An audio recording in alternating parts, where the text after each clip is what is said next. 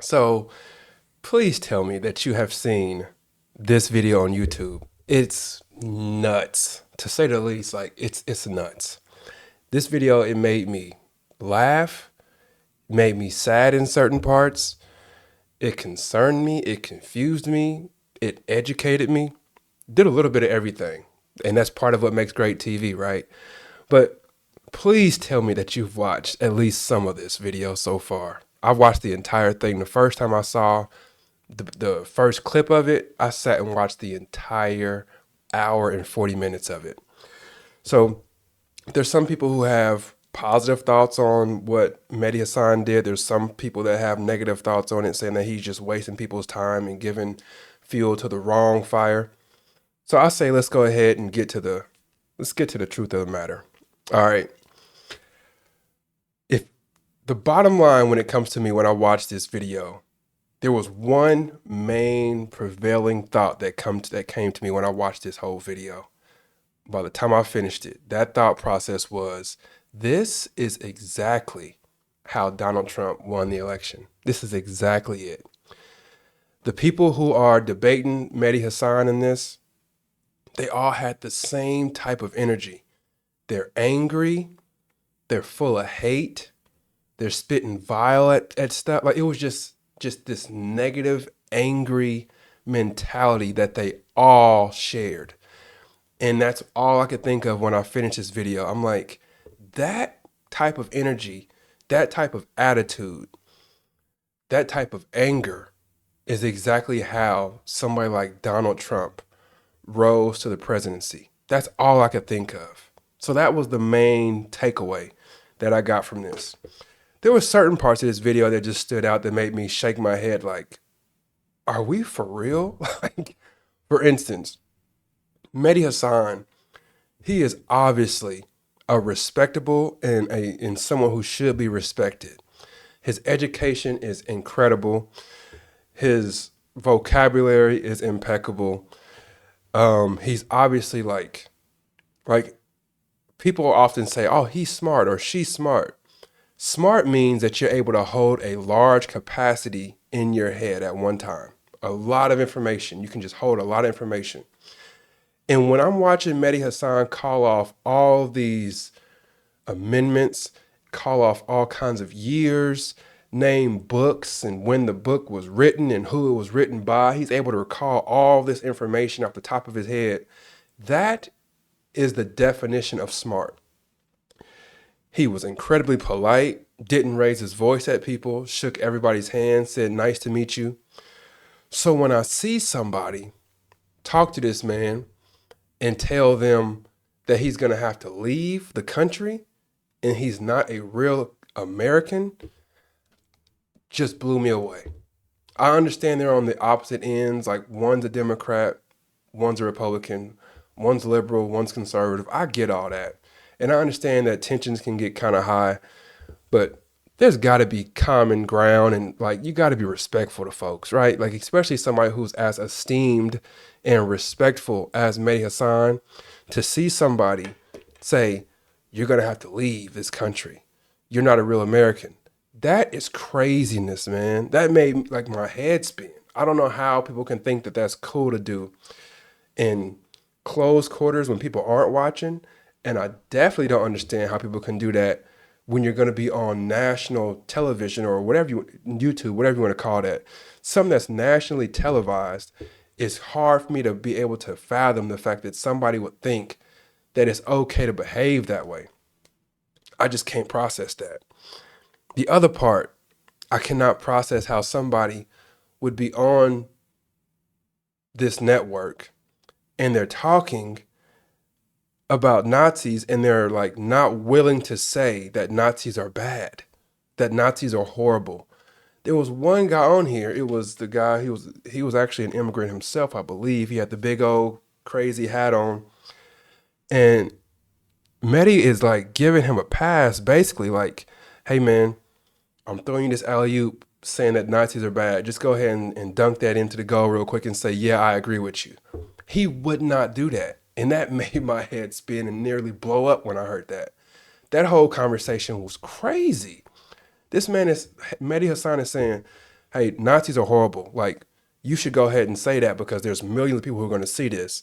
And the guy was like, no, I'm not going to go that far. I'm not going to say that. Basically, he just wanted to kill his whole professional career. Whatever he had going on outside of that interview at that moment, he basically killed that whole thing. I saw one person ended up losing his job over it, which I think makes sense. If there was somebody who worked for me in one of my businesses and they were online saying that kind of crazy stuff, I would call them before they even came into the office and say, hey man, your job is done. Like, you can come in here and go through the formalities of it, but you cannot continue working in my company because you represent my company when you're out there talking to people. So there's no way that you can continue working for me. Um, Another part is like, these people act like immigrants are these horrible people when actually immigrants are wonderful. We talk about how America is supposed to be a melting pot of all these different people who contribute so many different things to the community, and it makes it better. You can talk about food, you can talk about different things that people bring from other cultures, their languages, all of these different things. They make our country better. Just one of the things that Mehdi was talking about, and I thought he hit the nail on the head, is he was explaining some of the different businesses that were created from immigrants. If you want to talk about different things that immigrants have done to make our country better, the first thing you should go to are the different businesses that immigrants have created that makes our lives so much better.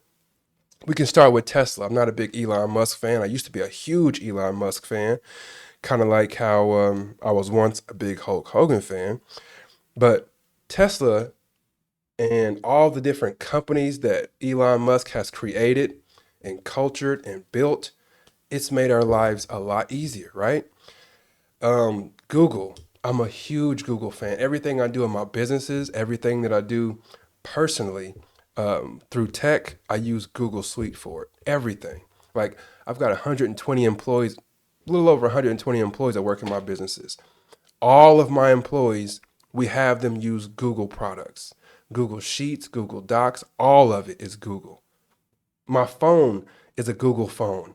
My computers, all the computers that I bought for my employees, I probably have 15 computers out there. They're all Google computers. So, co-founded by someone who was born in Russia. Apple. I'm not an Apple guy, but I respect the heck out of Apple and everything that Steve Jobs built.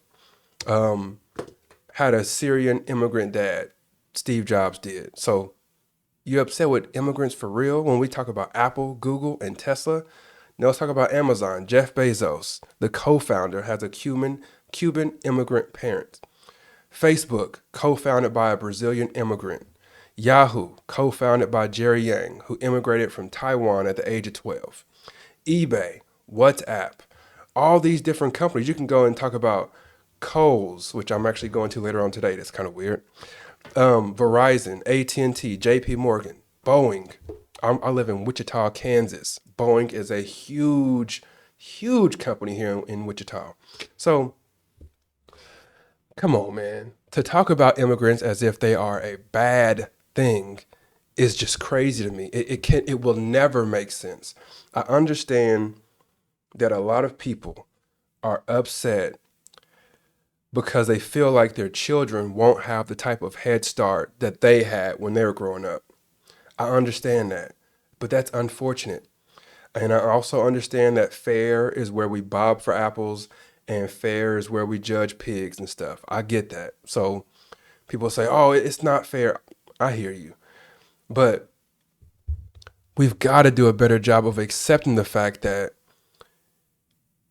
it only makes sense that people are given opportunities at least equally. If you don't want to say the fair word, then let's just say at least equally.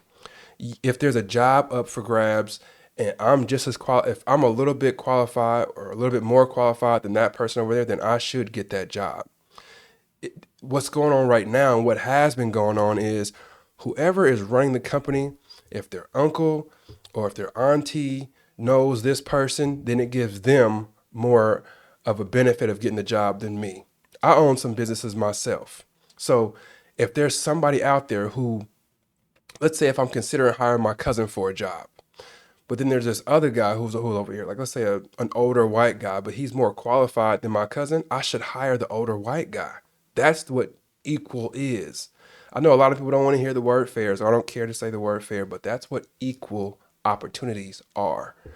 When you look at these NFL jobs, for instance, there's all sorts of people who are the GM of the football team, and they're bringing in the coach's son and the coach's grandson and the so-and-so's nephew. And you look at it and you're like, are these people actually qualified? Because this guy was a head coach and he just lost his job. This guy who used to be a head coach will most likely do a better job at this offensive coordinator job than so-and-so's newbie cousin.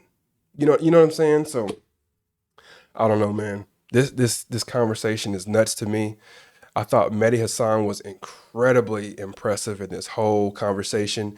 There were so many times where I would have lost my cool if I was him because I felt like he was being disrespected for the majority of the conversation. But he kept his cool and he let his education shine throughout the whole situation. I just thought that was really impressive. I wouldn't say that I was a huge Mehdi Hasan fan before this, but I am now. I was aware of him. I knew the work that he had done, but I did not know he was this impressive. So he's definitely gained at least one fan from me. But yeah, man, I just wanted to come on here and give y'all the truth of the matter in this whole situation. And again, the thing that shines more than anything from this whole conversation is this is exactly how Donald Trump ended up winning the presidency. And there's a lot of folks who may go in and say that he has some help with Elon Musk with these computers and stuff. I'm not mad at that conversation either. But the truth of the matter is the reason why Trump ended up winning the presidency is because there's so many people who are just hate. They're full of hate right now. They're upset with the way the country is going. They feel like white people will not have the advantages that they've had all these years, and they feel like those advantages are being slowly diminished and taken away from them. That scares them. Yeah, it's crazy, man. We live in a crazy world, obviously, when you have 20 far-right conservatives who are on here spewing the kind of negativity and craziness that these folks were saying. It blows me away. But that's just me, I guess. Please do like the video, subscribe to the channel. I appreciate you watching the video. I'm Jordan Harris. Thank you for your time. I appreciate it. God bless. Take care. Peace.